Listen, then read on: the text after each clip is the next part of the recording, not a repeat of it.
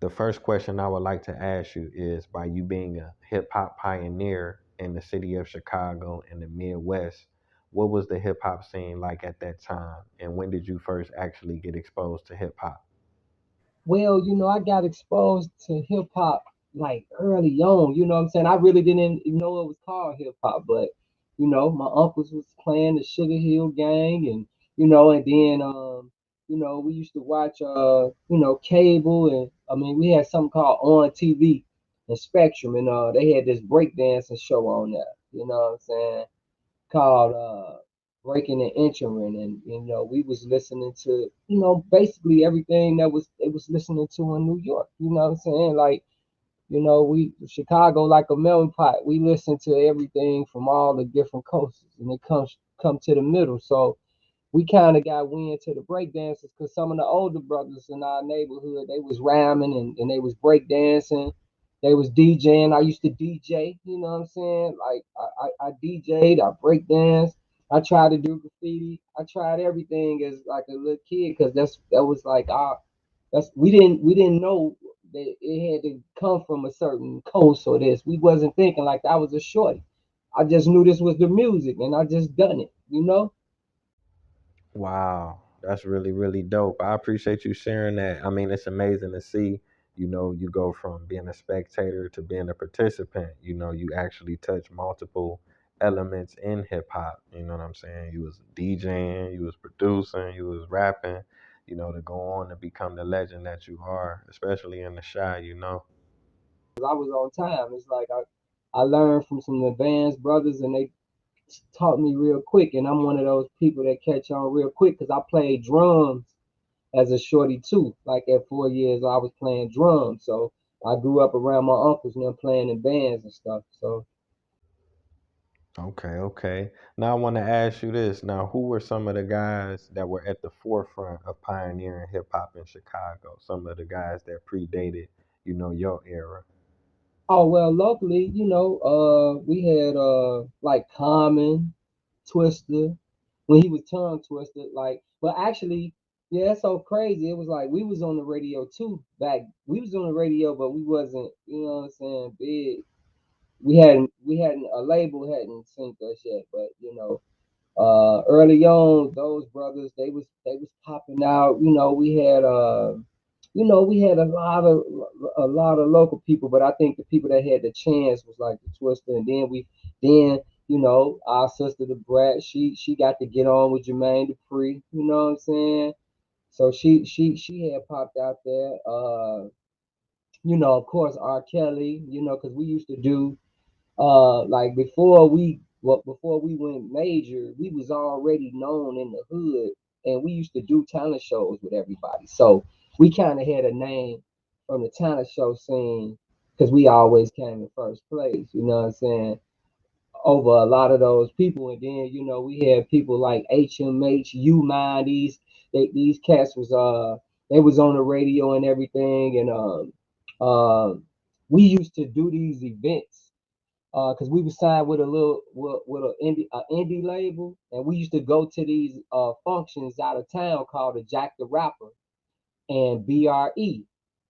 Now Jack the Rapper, it was in BRE, it would be like a big convention at a hotel, and every record label would be in that hotel with their artists. So we get to meet all the artists that were signed, and we are showcased with these artists for a whole week straight. So we were running to, Tupac. We were running to the Flavor Unit. We were running to like Mob Deep. We was like all shorties like 13 and 14. So we used to see these people, and then we come back to the city like felt like we was exposed already, because we was around all the up and coming artists, the TLCs and everything, and we get to showcase.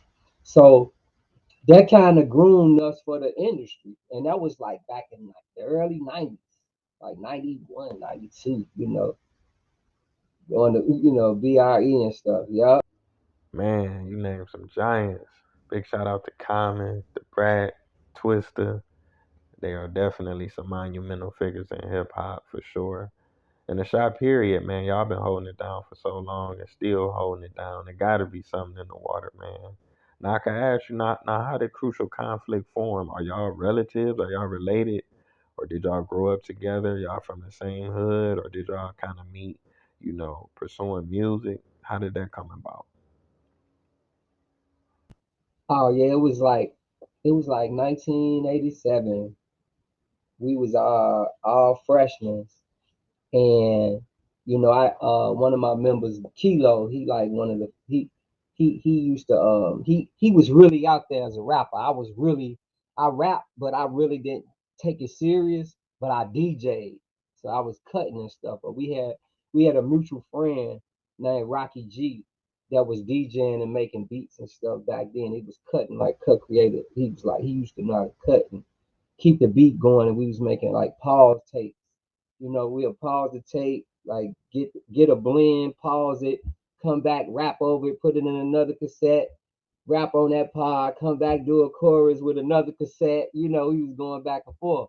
So that's how we used to and we used to have it going with a Dr. Rhythm. So that was like in '87, and Rocky G. One time I got in some trouble as a youth, and when I came back, I kind of took rap serious, and uh, I let them hear me, and they was like, "Man, you and Kilo need to be, y'all need to be a group together." And I DJ, what's our name? And then we sitting in the front room, and we was like, "Crucial Conflict." So that was like it just came, you know what I'm saying? Because we was deep into hip hop real back then. We was deep into it, and we wanted it. It was like in '87, so that's telling the age. We've been a group since for like 35 years. Now I wanted to ask you about the legendary Five Freddy because I remember him being around. Was he our manager, or did y'all sign to him, or was y'all just kind of cool with him? What role did he play in Crucial Conflict? Okay. Well, when we start shopping our demos, The name of our studio, we came up with the song "Hey in the Barn" because the name of our studio was called the Barn, and it looked like a barn, but we was in the city of Chicago. So we had a showcase, like we showcased for all the labels. We sent our demos out. We had big labels coming and flying to the city in the hood, and they came to our studio on the west side of Chicago. So it was like CBS, it was like Sony, it was like Universal, all these Epic, all these record companies was coming to the studio to see us showcase and everything with these big giant contracts. We was like, man, but we saw Five Freddy when he came representing another label. It's like we was like, oh, that's Five Freddy off your TV rap. So we was like, we kind of, we was kind of like intrigued by him, and then they offered us a label deal. So we wanted to put our label on because we had different crews and stuff. So we kind of wind up going with Fab because of that reason. But we had everybody, like all the record labels, came to our hood, unheard of in Chicago. They came, you know what I'm saying, and watched the showcase, and we wind up working with Five Freddy, and which he was like basically like an A&R or something like that for Palace Records that was based out of New York. They was like, but they had a good backing. They had a good backing, and they was established. They had some music people over there like Cookie Gonzalez and Roy the Prince. So it was a few people that had success like early on, working with people. And plus, it was, that's Fab Five Freddy from Yo MTV Rap. So we just thought, we'd get to Yo MTV. So, uh, Now I gotta ask you about the classic film Belly, directed by Hype Williams. How did y'all get involved in that project? I remember y'all had a cameo. oh, you know what? Actually, we had mutual friends, and one of Hype Williams' cousin was one of the cameramans that was from our way, and he was friends with one of our artists that we had, and the group went down there for the opportunity. I actually didn't get to be in the movie that day, because I was on my way to meet with them to get to the movie, but I kind of got pulled over by the law. I got pulled over by the police, and I had some marijuana on me, and I told them to keep going. Y'all go make the movie, and that's how they went. They auditioned, and Hype Williams heard them talk. Like, man, y'all got the parts. And that's how that went about, you know what I'm saying? Because they love their energy, because we come from Chicago, and you can see the part. They always call us country. You say we got a little country twang, but you know, that's how they got that part. So I would have been in it, but I got a song that was on the soundtrack. But that's how the other members got up in the movie. Yeah, that's how the other members got up in the movie. Now you had mentioned something about being country. I had wanted to ask you. A lot of us from the Midwest, our parents or our grandparents is actually from the South, so we really only like a generation or two removed.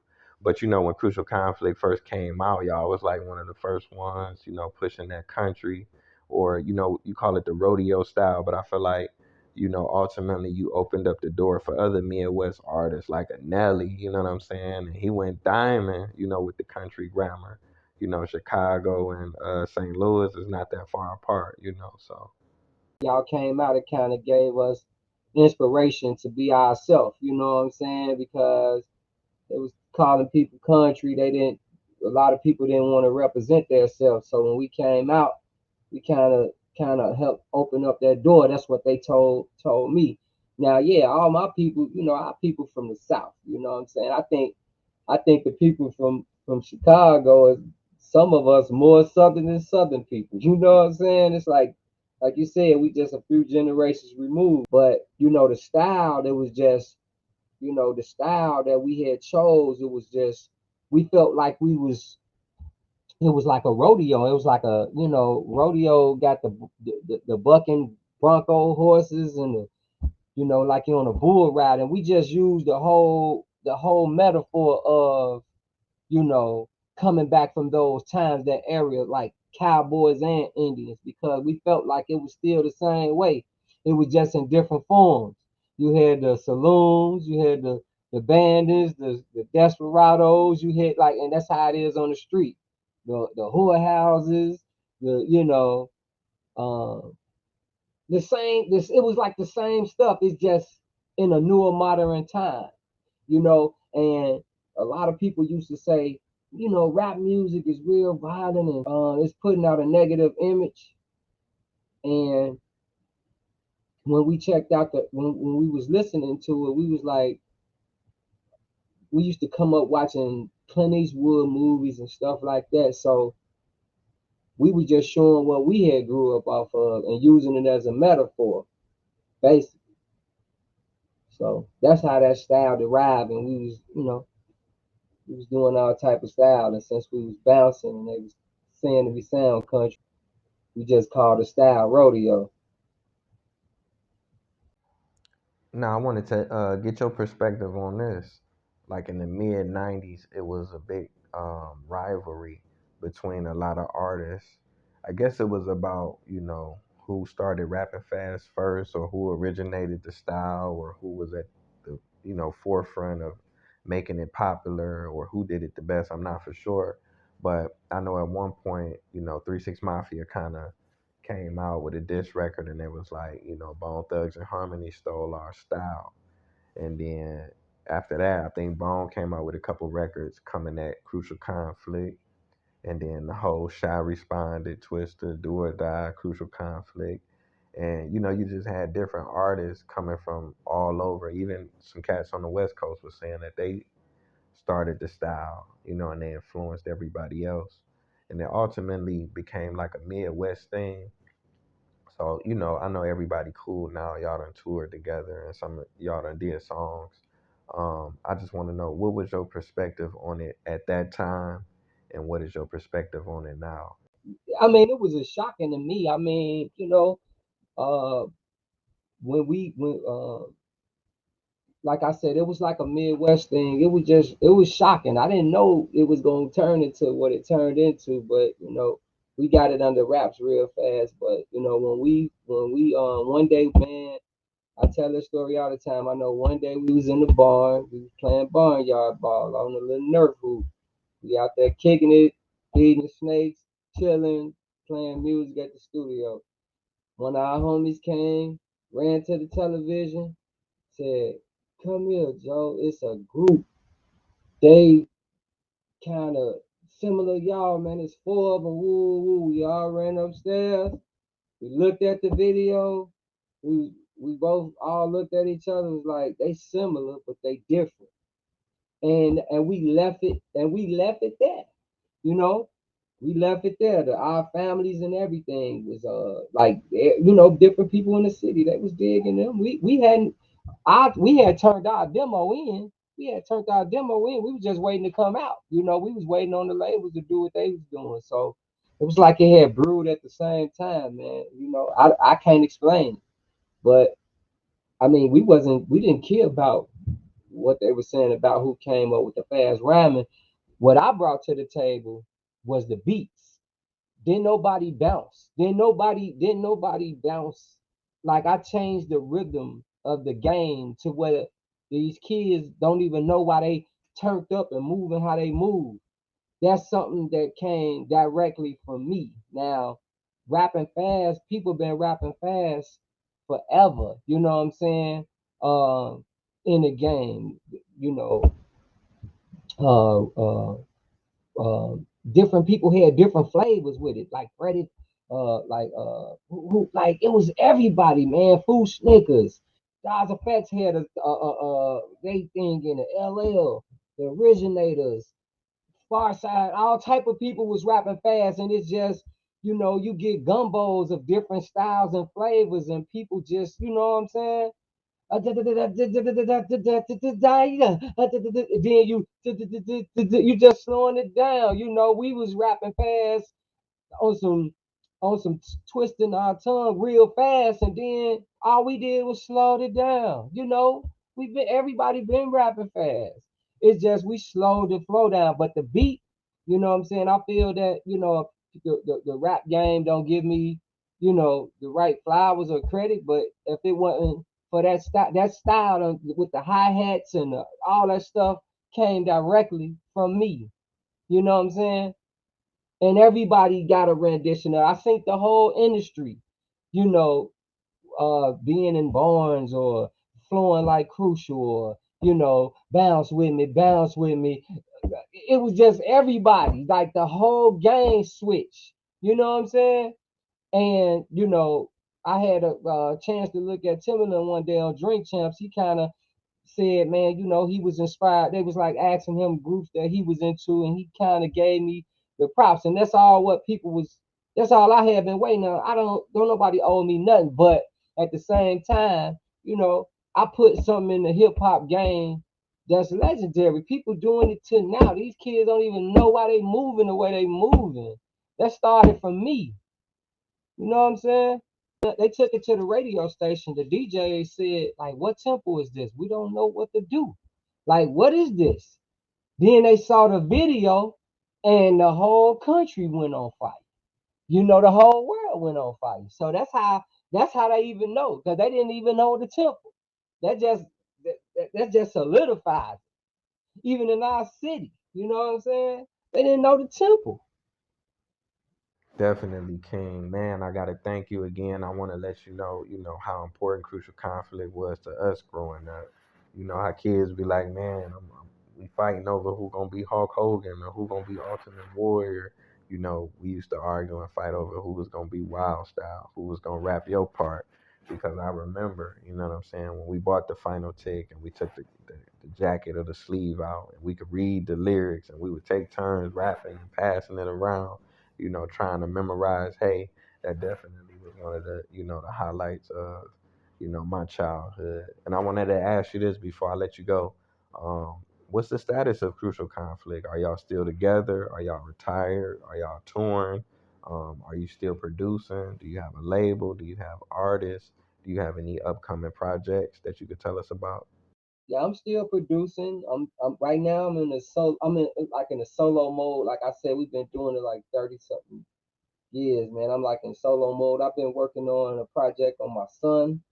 You know what I'm saying? And one of my, if you know the history of Crucial Conflict, you'll know there was two other members before Never and Cole came, and we been back working. I've been me and he go by the name of Lil Child now, but he was Smooth T. But he was we're working on stuff, you know what I'm saying? We together like every day. So we working on new music. I'm doing production. Um um and I got a project finished, my son project finished. I'm just working records. I got a record that I'm working right now called Get Up. You know, uh it's like a party song. It's on all streaming platforms. Um and I got shows lined up after that. So crucial as a whole. It's still torn and everything. I just had kind of fell back, because life, kind of throw you curveballs and you wind up doing different things in life. You know what I'm saying? So never know where the path may lead, but it's still love. You know what I'm saying? It's just doing different stuff right now. So yeah, I definitely want to thank you for coming through on the platform and sharing that history with us, man. I really appreciate everything that you and Crucial Conflict have done, for hip hop, for the Midwest. Y'all definitely inspired us, coming from Cleveland and the rest of the Midwest as well. And I want to thank the viewers for tuning in. It's definitely been a phenomenal episode of Taye Speaks. So until next time, peace.